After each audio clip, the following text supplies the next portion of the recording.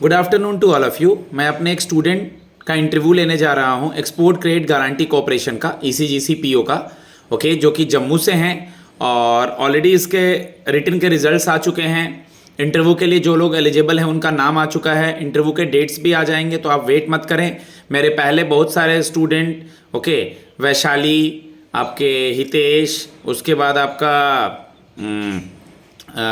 बहुत सारे बच्चे जो हैं वो अक्षय, ये लोग सेलेक्टेड हैं ECGC में। अभी कॉन्ग्रेचुलेसन, अच्छी चीज़ है कि ECGC के बाद सेबी ग्रेड ए में हो गया है अभी मेरे स्टूडेंट का, अक्षय का।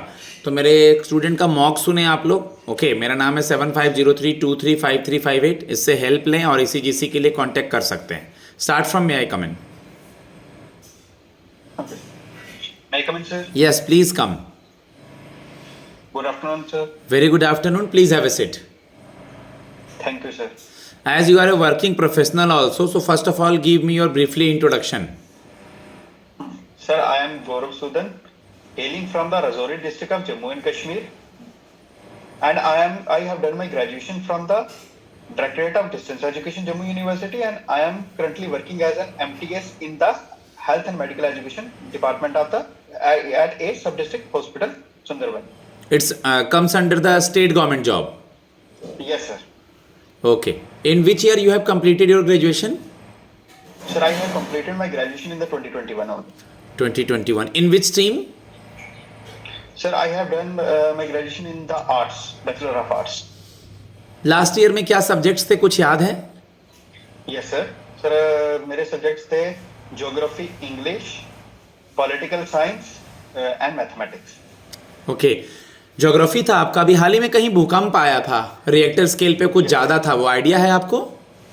Yes sir. Sir, in Taiwan region में आया था वो। Tibet, Taiwan, Tibet. कितना रिएक्टर स्केल पे था वो? सर, अलग अलग व्यूज हैं अलग अलग ऑर्गेनाइजेशन के, बट मोस्टली जो रेंज कर रहे हैं वो 5.6 to 6.8 के बीच में रेंज। भूकंप को लेकर के दिल्ली किस जोन में आता है? सर, दिल्ली जो है वो लेस रिस्क जोन में आता है। नहीं, जोन 4 में आता है। रिस्क है? Yes sir. Sir, less risk. हाँ, रिस्क है, लेस रिस्क, ठीक है। जोन 4 एयर में आता है, सेंसिटिव एरियाज है, okay. Tell me about ECGC history, export credit guarantee corporation की हिस्ट्री के बारे में कुछ बताएं। Sure sir. सर, ECGC जो है ये 1957 में as a export risk agency, एक export risk agency insurance company जो था, ये एक कमीशन हुआ था 1957 से। सर, ये एक्सपोर्ट्स को कवर करता है, हमारे ये इंश्योरेंस प्रोवाइड करता है हमारे एक्सपोर्टर्स को, जो कि हमारे जो एक्सपोर्ट करते हैं फॉरेन में, और प्लस ये बैंक्स को गारंटी प्रोवाइड करता है ताकि जो एक्सपोर्टर्स हैं उनको एक अच्छा पैकेज मिल सके और एक्सपोर्ट बढ़ सके। सर, ये ओवरसीज इन्वेस्टमेंट्स को इंश्योरेंस प्रोवाइड करता है ओवरसीज, और एक्सपोर्ट क्रेडिट फैक्टरिंग सर्विसेज देता है सर MSME को, जैसे कि फॉरेन में ये जो फॉरेन में जिनको। गुड, मैं आपसे पूछने ही वाला था, ये फैक्टरिंग सर्विस का क्या मतलब होता है? सर, फैक्टरिंग सर्विसेज का मतलब होता है कि ये होता है फाइनेंशियल पैकेज होता है सर, जैसे कि ये उनको बताते हैं कि बैलेंस शीट्स कैसे होती हैं, लेजर्स और ये यानी सर ओवरऑल एक फाइनेंशियल पैकेज होता है जिसमें ओवरऑल इंफॉर्मेशन होती है एक्सपोर्ट रिलेटेड सारी। गुड। ECGC बेसिकली जो काम करता है, ओके, सो आपको पता होगा कि ECGC का वर्किंग एरिया ये है, तो ये जो जॉब प्रोफाइल है, इस जॉब प्रोफाइल का मेजर वर्क क्या है? सर, इसका मेजर वर्क है जो एक न्यू मार्केट्स एक्सप्लोर करना फॉरेन में, प्लस उनको क्रेडिट रेट करना, और इंडियन एक्सपोर्टर्स को लिंक करना न्यू मार्केट से फॉरेन में, और उनको इंश्योरेंस प्रोवाइड करना। इफ कभी ऐसा हो जाता, डिफॉल्ट हो जाता है फॉरेन में उनकी पेमेंट से, तो ECGC उसको कवर करना। रोल क्या है इसका, रोल ऑफ ECGC, और what ECGC mainly do? Sir, mainly ये इंश्योरेंस प्रोवाइड करता है एक्सपोर्टर्स को, जो उनके गुड्स हैं, गुड्स की पेमेंट कभी डिफॉल्ट हो जाता है कभी भी, तो उसको जो है वो कवर करता है ECGC अपने इंश्योरेंस कवर के अंदर। Good, very good. इंश्योरेंस और री इंश्योरेंस वर्ड सुना है आपने? Yes sir. क्या होता है ये? सर, इंश्योरेंस जो होता है वो अगेंस्ट एनी मिस हैपनिंग, कोई भी मिस हैपनिंग होती है, एक ऑर्गेनाइजेशन गारंटी करती है कि if this miss happening happens, so on that behalf ये इंश्योर करती है कि जो एक्सपोर्टर कोई भी एक थर्ड पार्टी है, कोई भी एक पार्टी जो इन्वॉल्व पार्टी है वो लॉस में ना रहे, उसको कवर कर दिया जाए। गुड। आपने सुना है trade finance, concept of trade finance? Yes sir, but sir ज्यादा क्लियर नहीं, बट थोड़ा बहुत जानता हूँ इस बारे में। ठीक है, इसके बारे में देखिएगा डिटेल। करंट अकाउंट डिफिसिट सुना है? Yes sir. बताइए। सर करंट अकाउंट डेफिसिट होता है जो हमारा टोटल एक्सपोर्ट है, जब हम टोटल इंपोर्ट को माइनस करते हैं टोटल एक्सपोर्ट से, तो उसको इफ वो नेगेटिव में होता है तो उसको हम करंट अकाउंट डेफिसिट बोलते हैं। अभी ईसीजीसी का रिसेंट से रिलेटेड कोई न्यूज़ है क्या? रिसेंटली ईसीजीसी से कोई रिलेटेड न्यूज़, कोई इनका डेवलपमेंट, कोई स्कीम्स वगैरह, या इसके होम पेज पे गए हैं आप? यस सर, सर गया था। क्या देखा आपने इसके होम पेज पे? इसके चेयरमैन का नाम या इसका हेडक्वार्टर या इसका टैगलाइन, लोगो वगैरह क्या दिखाई दिया आपको? सर फर्स्टली इसका टैगलाइन था you focus on exports we cover risks. फिर सर इसमें इनके चेयरमैन हैं श्री श्री राज अंबस्ता जी, इनके चेयरमैन हैं, और इन्होंने ये लिखा, इनका जो मिशन है, मिशन ये है कि to cover the to provide the insurance to the exporters and to provide insurance to the and boost the new market and to boost the confidence in the exporters to export and explore the new markets. Good. आज का अखबार में आपने देखा है रुपए depreciate हुआ है? हाँ सर, अभी रीड नहीं किया। चलिए ठीक है, कॉमन क्वेश्चन है, रीड नहीं किया, लीव इट। डॉलर के तुलना में अगर रुपए की वैल्यू गिर रही है तो एक्सपोर्ट इंपोर्ट पे क्या फर्क पड़ेगा? सर अगर डॉलर, अगर रुपीज डिप्रिशिएट कर रहा है तो इंडिया का एक्सपोर्ट बढ़ेगा, इंपोर्ट डिक्लाइन होगा। ओके। कुछ स्कीम्स इसके होम पेज पे मेंशंस हैं, आपने वो स्कीम्स देखा है क्या? ईसीजीसी के होम पेज पे कुछ स्कीम्स मेंशंस हैं, उसमें आप गए हैं क्या? सर देखा था बट करंटली रिमेंबर याद नहीं है ना अच्छे से। करंटली आपको याद नहीं आ रहा है? Yes sir. चलिए कोई बात नहीं, करंटली अगर याद नहीं आ रहा है तो आप मुझे बता दीजिए कि अभी आप जिस जॉब में हैं उस जॉब से आप ईसीजीसी में क्यों आना चाहते हैं? सर जैसे कि जो अभी जॉब है ये मेरी ग्रेड डी जॉब या क्लास 4 जॉब है, और जो ईसीजीसी में जिसमें मैं अपीयर हो रहा हूँ वो एक ऑफिसर लेवल जॉब है सर। सो लाइफ में हर कोई एक पर्सनल ग्रोथ चाहता है। सो एक तो ये बहुत अच्छी ऑर्गेनाइजेशन है, जैसे कि मुझे सुनने को मिलता है, मेरे फ्रेंड्स और न्यूज में भी ये रहती है। सो यहाँ पर वर्क करना, यहाँ पे काम करना एक मेरे लिए एक बहुत बड़ी बात है। सो इसलिए सर मैं इस ऑर्गेनाइजेशन को ज्वाइन करना। ओके। एक्सपोर्ट इंपोर्ट से रिलेटेड चीज़ों को ये इंश्योरेंस देता है। ओके तो कुछ ऐसी चीज़ें, फॉर एग्जांपल जैसे आपने इससे रिलेटेड कुछ टर्म्स वगैरह देखा है? एक्सपोर्ट इंपोर्ट से रिलेटेड कुछ स्पेसिफिक टर्म्स या ईसीजीसी से रिलेटेड जो इस जॉब में यूज़ होते हैं?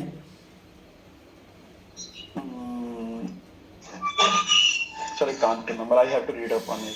जैसे आपने एक वर्ड देखा था ना, फैक्टरिंग। Yes sir. फैक्टरिंग हो गया आपका, एक्सपोर्ट हो गया, इंपोर्ट हो गया, री इंश्योरेंस हो गया, ठीक है। उसके बाद ईसीजीसी का आपका स्कीम्स हो गया, ये ईसीजीसी से रिलेटेड चीज़ें हैं। इसको इसके होम पेज पे जा करके, बाकी तो जो करंट वगैरह है और वो सब चीज़ें पूछेंगे, बट इसके होम पेज से ये सब चीज़ों को देखना है। Okay sir. ठीक है, श्योर सर। ओके। इंडिया का मेजर ऑयल सप्लायर देश कौन सा है? इंडिया मेजरली सबसे ज़्यादा ऑयल कहाँ से मंगाता है? सर इंडिया सबसे ज़्यादा अभी करंटली सर रशिया से इंपोर्ट कर रहा था, जब रशिया पे सैंक्शंस लगे थे तो इंडिया सबसे ज़्यादा वहां से करता था। मेनली अब जो गल्फ रीजन है, गल्फ रीजन से भी इंडिया ज़्यादा ऑयल इंपोर्ट करता है। अगर मैं ये पूछूं कि किसी भी सेक्टर में इंडिया सबसे अधिक इंपोर्ट किस देश से करता है, किसी भी गुड्स का, तो सबसे अधिक इंपोर्ट नंबर 1 में इंडिया कौन से देश से करता है? चाइना से सर। श्योर हैं आप? Yes sir. ठीक है। एनआरआई वर्ड सुना है? Yes sir. एनआरआई और पीआईओ में क्या डिफरेंस है? सर एनआरआई होते हैं नॉन रेजिडेंट इंडियंस, यानी कि वो इंडियंस हैं बट फॉरेन में रह रहे हैं। जो पर्सन ऑफ इंडियन ओरिजिन है उनका ये है कि सर जो लोग हैं वो यानी कि जैसे उनका कोई भी 1947 में उनका कोई भी पेरेंट, ग्रैंड पेरेंट्स जो है वो इंडियन इंडियन के नेटिव थे, तो अब वो करंटली बाहर रह रहे हैं। तो सर वो है person of Indian origin and NRIs are the can be the Indian are the Indians, खुद इंडियंस है बट फॉरेन में रह रहे हैं। गुड। एनआरआई सिंपली इंडिया में जन्म हुआ है, बाहर रह रहे हैं, लेकिन कल को सेटल हो गए, उनकी शादी होती है तो उनके जो बच्चे वगैरह होंगे वो पीआईओ कहलाएंगे, person of Indian origin. Yes sir. If we will posted you anywhere in India, because currently you are posted in your UT and your place itself, how will you manage if we will posted you anywhere in India? Sir, if I was posted anywhere, I can take my family along with me because I have a very short family of the three, so मेरे लिए adjust करना कोई इतनी बड़ी बात नहीं है। Good. Jammu and Kashmir के राजा कौन हुआ करते थे? सर जम्मू एंड कश्मीर के बड़े राजा रहे हैं, बहुत से रहे हैं सर। लास्ट में महाराजा हरि सिंह रहे हैं। महाराजा हरि सिंह रहे हैं लास्ट में। Yes sir. Good, very good. आप मुझे बता दें आर्टिकल 370 के बारे में। आर्टिकल 370 क्यों न्यूज़ में होता है? सर आर्टिकल 370 एक जम्मू कश्मीर को एक स्पेशल स्टेटस प्रोवाइड करता था। उसमें ये था कि जो जम्मू एंड कश्मीर के का अपना कॉन्स्टिट्यूशन था, अपना पीनल कोड था, रणवीर पीनल कोड, अपना एक फ्लैग था। यानी कि ये सिर्फ इंडिया के साथ एक ज्वाइंट था बट इसकी पूरी एडमिनिस्ट्रेशन और अपने कॉन्स्टिट्यूशन के हिसाब से चलता था। इंडियन कॉन्स्टिट्यूशन की चीजें यहाँ पर एप्लीकेबल नहीं होती।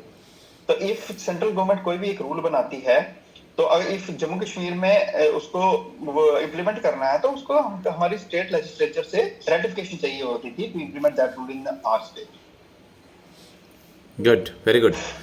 आपने जो अपना ये जॉब प्रोफाइल बताया, इसका तो डायरेक्ट रिलेशन इस जॉब से नहीं है, बट फिर भी इनडायरेक्टली आप इसको कैसे कोरिलेट करेंगे, अपने एक्सपीरियंस को ऐसे यहाँ कैसे यूज़ करेंगे? आपने बताया बट इसको थोड़ा सा अगर मैं बोलूँ इनडायरेक्टली कुछ बेनिफिट लेना है तो कैसे लेंगे?